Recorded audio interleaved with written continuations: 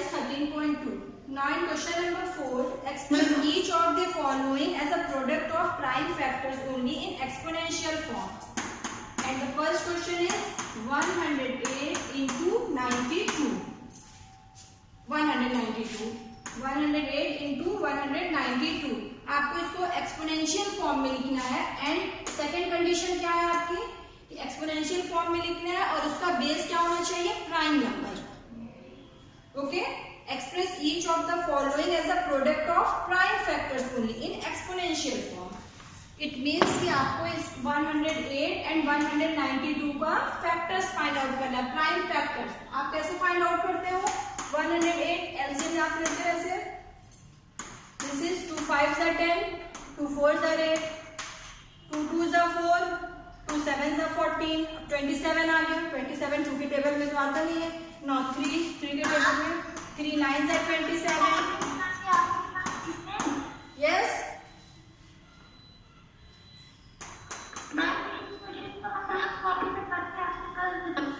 Yes, आप इसको fair करो. अगर आपने कर लिया तो कोई बात नहीं, आप इसको फेयर कॉपी में करिए. तो नाउ 108 को आप कैसे ओके 108 आप कैसे लिखोगे? प्राइम फैक्टर्स 108 का क्या है? 2 इंटू 2 इंटू 3. तो 2 2 टाइम्स है, 3 3 टाइम्स रिपीट हो रहा है. तो 108 को आप कैसे लिखोगे? 2 to the power 2 into 3 repeats 3 time. This is 3 to the power 3. ठीक है. 2 repeats 2 times, 2 to the power 2. 3 repeats 3 times, 3 to the power 3. Okay. तो 108 को हमने एक्सपोनेंशियल फॉर्म में कैसे लिखा? 2 raise to the power 2 into 3 raise to the power 3. Now 192. फिर इसका भी प्राइम फैक्टर्स फाइंड आउट करिए. 192 सेम प्रोसेस ऐसे एलसीएम जैसा भी हमने सॉल्व किया. 192 का prime factors 192.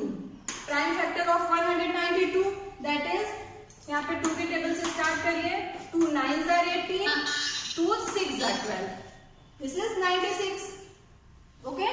2 9s are 18, 2 6s are 12. फिर 2 की टेबल आप यहाँ पे करिए. 2 4s are 8, 2 8s are 16, 2 2s are 4, 2 4s are 8, 2 1s are 2, 2 2s are 4, 2 6s are 12, 2 3s are 6 and this is last में 3. अब देखिए यहाँ 192 को आप कैसे लिख सकते हैं? यहाँ पे 2 कितने टाइम रिपीट हो रहा है? 1 2 3 4 5 6. 2 repeat 6 times. It means 2 raise to the power 6. अब तो ये सबको क्लियर ही हो गया होगा कि हम कैसे इसको एक्सपोनेंशियल फॉर्म में लिखते हैं. तो हमने एक्सपोनेंशियल फॉर्म में लिखा 2 रेज टू द पावर 6. ये 6 टाइम्स है. 2 1 2 3 4 5 6 and this is 3 into 3. Only 1 times है 3, तो हमने 3 लिखा. 2 टाइम्स होता तो 3 की पावर लगती, बट ओनली 3 1 टाइम है 3. ठीक है. अब ये हमारा क्या आ गया एक्सपोनेंशियल फॉर्म में? 2 raise to the power 2 into 3 raise to the power 3, 2 to the power 6 into 3. अब आप इसको और सिंप्लीफाई कर सकते हो लॉ ऑफ एक्सपोनेंट यूज करके. यस. तो here we use first law of exponent. First law of exponent क्या होता है? First law of exponent. Amrita S Kumar,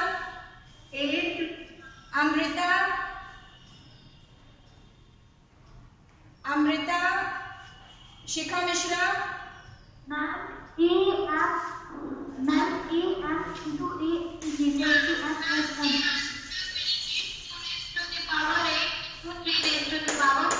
yes.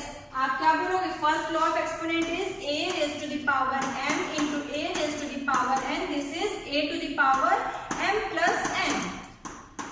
This is the first law of exponent. First law of exponent यहाँ पे a m नहीं बोलोगे आप लोग. हमने क्या बताया इसको कैसे पढ़ना? वेट. ठीक है. तो here we use first law of exponent. अब आप देखिए यहाँ पे क्या है? फर्स्ट लॉ में क्या है? a raise to the power m into a raise to the power n is equal to, यहाँ पे बेस सेम है, हमने और मल्टीप्लीकेशन साइन है तो हमने क्या किया? पावर ऐड किया. Now in this question here 2 raise to the power 2 and 2 raise to the power 6. Base same है. 2 into 2, 2 raise to the power 2 into 2 raise to the power 6. और फिर क्या है? 3 raise to the power 3 into 3. अब आप first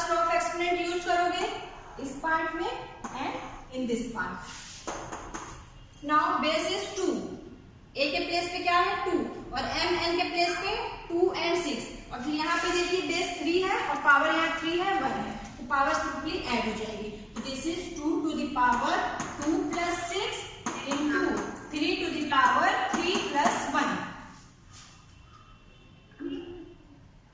ठीक, by using first law of exponent।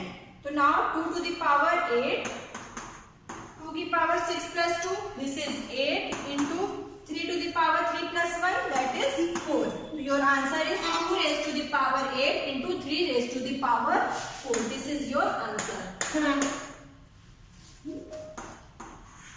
Now, Yes, next question. Okay, ma'am. ठीक है, तो क्लियर हो गया ये आपको कैसे यूज करना है। हमने यहाँ पे फर्स्ट लॉ क्यों यूज किया, बिकॉज यहाँ पे देखिए आपको दिख रहा है बेस सेम था, मल्टीप्लिकेशन साइन था, तो ये आपके क्वेश्चन पे डिपेंड करेगा। According to your question we use law of exponent. हमारे क्वेश्चन हमें मल्टीप्लिकेशन लिखा और फिर उसके बाद बेस सेम था, तो ये ऐसा केस कब होता है जब हम ये वाला लॉ यूज करेंगे, फर्स्ट लॉ। सिमिलरली अगर यहाँ पे डिवीजन साइन होता तब आप सेकंड लॉ यूज करते। ठीक है, तो आप जब प्रैक्टिस करोगे तो आपको और क्लियर होता जाएगा कि किस केस में हमें कौन सा लॉ यूज करना है। Yes,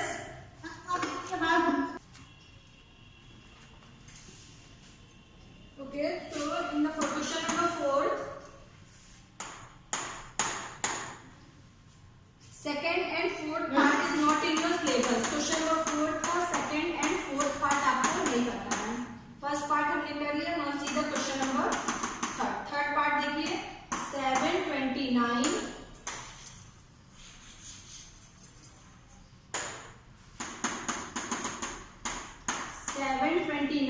into 64।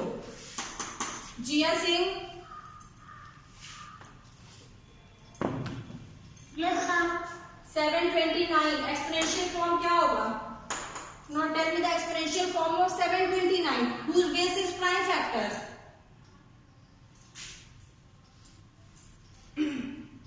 Ma'am, the base is not coming.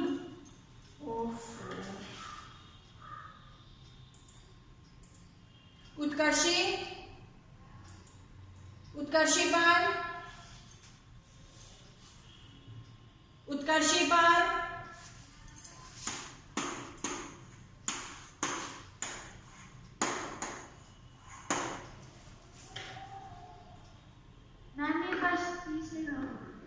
Yes 729 का बताइए exponential form.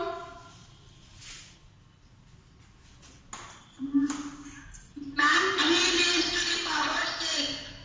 3 raised to the power 6।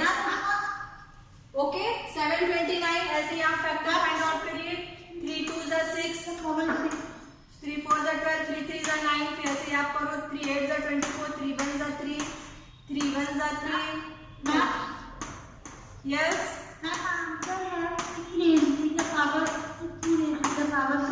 Answer मुझे नहीं चाहिए, मैंने पूछा कि 729 का प्राइम फैक्टर फॉर्म में exponential form 3 raise to the power 6। देखिए 1 2 3 4 5 6, 729 is 3 raise to the power 6 and 64 को आप क्या लिखोगे 2 raise to the power 2 raise to the power 6। Okay, अब आपका देखिए क्वेश्चन क्या आया 3 raised to the power 6 into 2 raised to the power 6। In this question अब आप यहाँ पे कौन सा लॉ यूज करोगे, लॉ ऑफ एक्सपोनेंट। यहाँ पे देखिए बेस क्या है, बेस यहाँ पे दोनों डिफरेंट है और यहाँ पे क्या है power, power is same and यहाँ पे दोनों नंबर किससे ज्वाइंट है मल्टीप्लिकेशन साइन से। तो आपको ये लॉ ऑफ एक्सपोनेंट हमने बताया था ये when base is different power is same, when power is same that is a to the power m into b to the power m क्या होता है power is same base is different and here multiplication sign। तो आपको क्या लिखते हो a b raised to the power m। Okay, here we use this law of exponent a raised to the power m into b raised to the power m। a के place पे 3 के place पे 2 and m के place पे मैं क्या की मैंने 6, तो हमें क्या यूज करना है, ये वाला लॉ। तो this is 3 into 2 raised to the power 6, ठीक है। a into b होता है, फिर पावर हम कॉमन ले लेंगे, तो 3 2s are 6 raised to the power 6। This is your answer.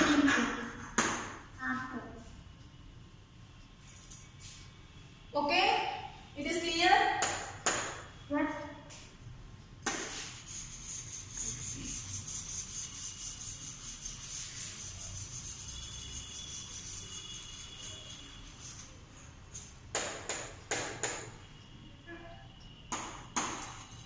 Now the last question, fifth question is, yes, fifth question is simplify। आपको सिंप्लीफाई करना है 2 raised to the power 5 to the power 2। अब यहाँ पे देखिए, यहाँ पे पावर फिर उसकी भी पावर है, okay, into 7 raised to the power 3 divided by 8 to the power 3 into 7। आपको ये सिंप्लीफाई करना है। फर्स्ट ऑफ ऑल आपको यहाँ पे दिख रहा होगा कौन सा लॉ यूज करना है, a raised to the power m to the power n। जब पावर हमारी पावर की भी पावर होती है, क्या करते हो, पावर हमेशा मल्टीप्लाई करते हो, a raised to the power mn। Very good, a raised to the power mn। यहाँ पे आप क्या करोगे, 2 raised to the power, step by step आप वर्क करोगे अपना। तो 2 raised to the power 5 into 2, 5 2s are 10 into by using this law। जो लॉ यूज कर रहे हो उस लाइन में आपको वो लॉ वहां पे मेंशन करना है। 7 to the power 3 and 8 raised to the power 3। Yes yes, यहाँ पे आप लिखोगे by using this law, ठीक है। तो आप लॉ के वहां पे कौन सा लॉ ऑफ एक्सपेरिमेंट यूज किया वहां पे मेंशन करोगे। अब आप यहाँ पे देखो 2 to the power 10 है, फिर यहाँ पे बेस 7 है, ठीक है। यहाँ पे न्यूमरेटर में देखो, तो न्यूमरेटर में बेस भी डिफरेंट है, पावर भी डिफरेंट है, यहाँ पे कोई भी लॉ हम न्यूमरेटर में डायरेक्टली यूज नहीं कर सकते। यहाँ पे फिर यहाँ पे देखिए डिनोमिनेटर में बेस देखिए दोनों डिफरेंट है, पावर भी डिफरेंट है, ठीक है। अगर यहाँ पे पावर सेम होती, बेस डिफरेंट था, तो हम लॉ यूज कर सकते थे, बट यहाँ पे ऐसा कुछ नहीं है। अब आप यहाँ पे क्या देखोगे, यहाँ पे 7 बेस दिख रहा है, यहाँ भी 7 बेस दिख रहा है। अब आपको लग रहा होगा ना कि यहाँ पे हम कौन सा लॉ यूज कर सकते हैं, डिवीजन वाला लॉ, जिसमें बेस सेम होता है। और फिर वेट क्लास, और फिर उसके बाद देखिए यहाँ पे 2 raised to the power 10 and 8 raised to the power 3। तो क्या आप 8 को 2 के फॉर्म में कन्वर्ट कर सकते हो? Yes, we can write 2 as 2 to the power 3। ओके, 8 को आप क्या लिख सकते हो, 2 to the power 3। तो यहाँ पे आप क्या कर दो, इससे क्या होगा, हमारा 2 यहाँ पे बेस हो जाएगा, 2 यहाँ पे भी, तो हम लोग यहाँ पे डिवीजन वाला लॉ यूज करेंगे जिसमें बेस सेम होता है, पावर डिफरेंट होती है। तो अब वहां पे देखिए 2 raised to the power 3 के प्लेस पे आप क्या लिखोगे, 2 raised to the power 8 के प्लेस पे 2 raised to the power 3। तो नाउ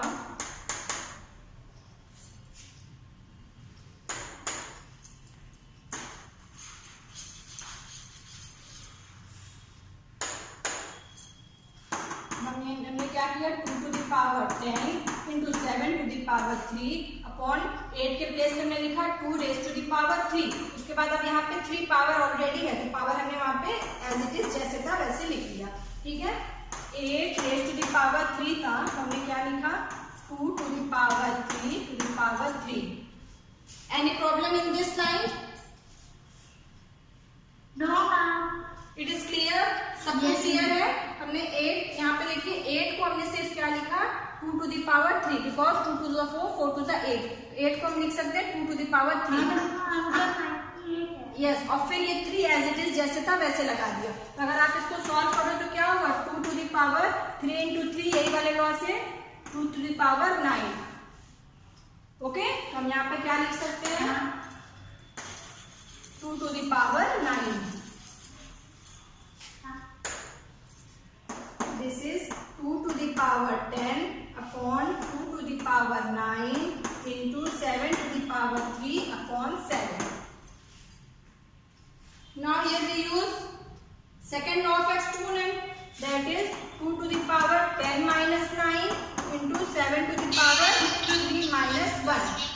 ठीक है, कौन सा लॉ यूज किया, second law of exponent. Second law हमारा क्या होता है, a to the power m divided by a to the power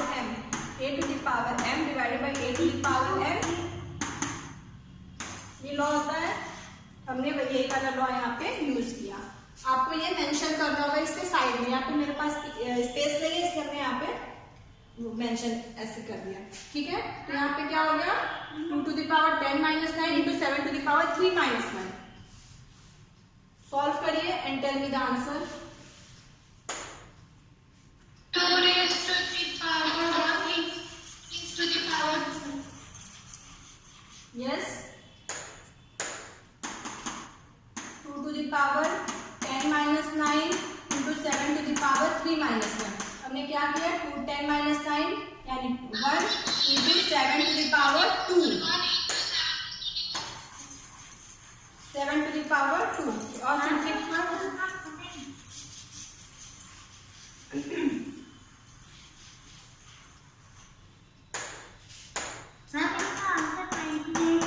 okay 7 7 जा 49, 2 into 49